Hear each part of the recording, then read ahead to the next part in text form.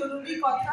ওই অমিলটা আমি বলবো যে এই যে মেলানোর চেষ্টাটা যেন পারমিতার জারি থেকে, পারমিতা আমার থেকে ছোট, তাই ওকে আমি আশীর্বাদ করি যেন ও অসুখী হয়, খুব অসুখী মন নিয়ে চেষ্টা করে যায়, এই হলো না, এই মিলল না, এই করতে পারলাম না, এগুলো যেন জানি।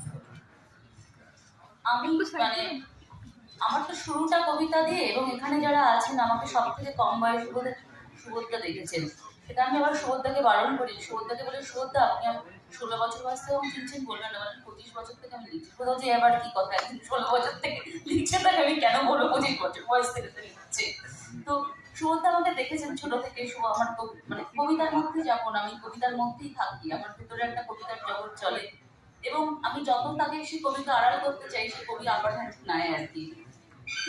আমি সুবোধদার কাছে আসবো। সুবোধদা, ধরুন যদি কবিতায় দর্শক বিচার করি, 70 দশকে মানে আপনারা সব এক একজন এক একটা স্টলওয়ার্ড, মৃদুল দাশগুপ্ত, জয় গোস্বামী, বিকশু ভট্টাচার্য, রণজিৎ দাস, প্রসূন বন্দ্যোপাধ্যায় একটা দিকে একরকম ভাবে লিখছেন, আর সেখানে আপনি বৃক্ষমেশ কথা, মরুভূমির গোলাপ, চন্দ্রদোষ অসুর ছাড়ে না, এই যে জায়গাটা, এই যে মানে আপনি তো এই মুহূর্তে দাঁড়িয়ে আমার কাছে বাংলা কবিতাকে আপনি বিশ্বের দরবারে রিপ্রেজেন্ট করছেন।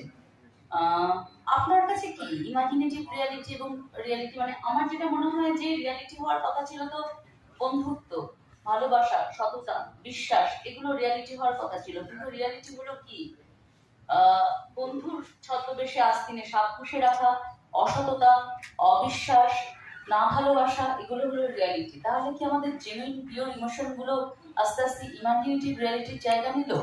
আপনি কি বলবেন?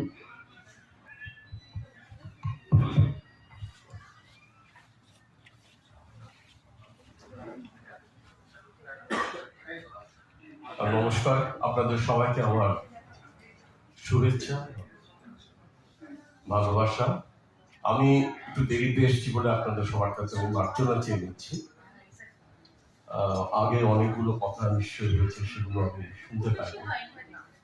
অসম বলেনি, অসম বলেছে।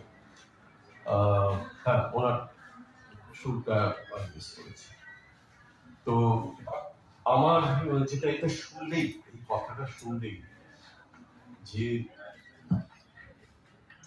একটা আমি আর একটা আমি, এটাই তো মূল জায়গা। এই আমি এইটা